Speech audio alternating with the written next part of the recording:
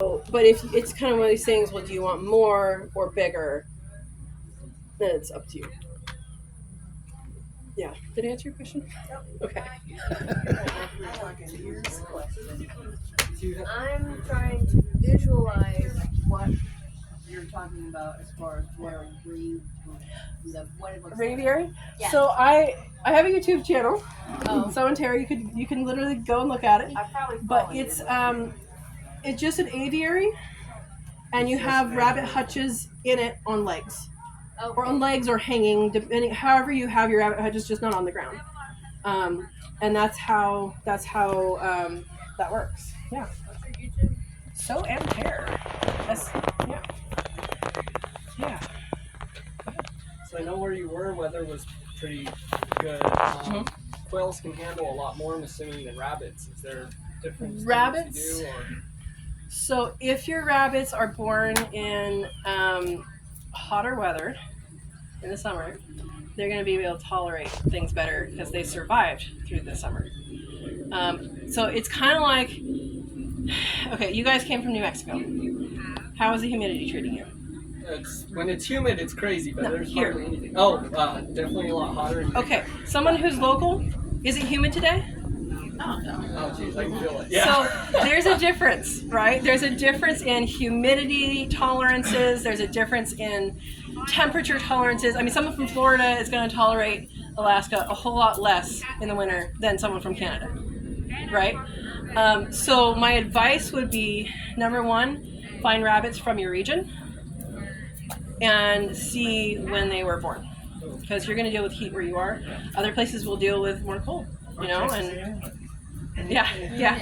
Oh yeah, so there is. Unless they were born in the winter, then they are no longer Texas. So she has a lot of experience with the One temperature. generation can wipe that out completely. Yeah. Really? Yes, they need the heat. Yeah, Evie has a lot of experience with that. 112 in their vicinity to raise those rabbits.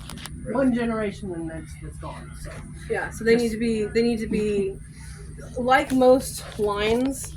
You have to continue to pick the breeders like they were picked, and that's where things fall apart, is when that doesn't happen. So if you don't know how they pick their breeders, then when you pick your breeders from your animals, you may not be looking for the same qualities that they were. So just because a line has had that in the past, the assumption is they can carry it in the future, but there's some fluctuation because they're only keeping the perfect ones. Yeah.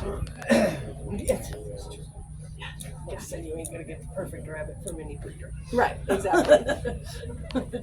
Okay, with your rabbits and your quail, how are you harvesting your eggs with the quail since they are laying and you're doing the deep litter? My Okay. experience is, they hide and So you find yucky eggs. you should have come last year because I gave out freebie ravioli strainers. You got one. If you go to the dollar store and you get a ravioli skimmer thingy, like the one with the holes, attach that onto a pole, and you can reach under the hutches with it, and not even have to lean down at all. And that's one way to pick them up.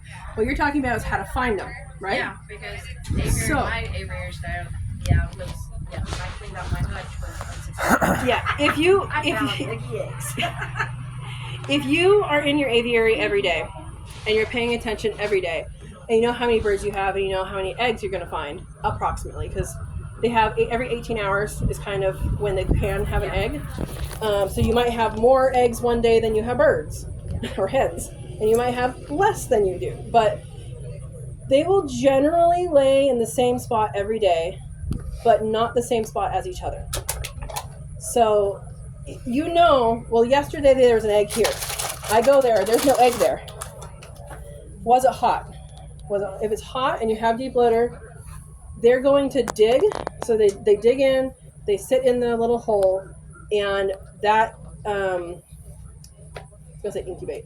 That insulates them. And so that's how they deal with heat very well, is they just sit in the hottest part of the day and take a siesta. And if they've done that, though, the chances of there being an egg in that hole is going to be higher. Now, what do they do once they're done with the hole?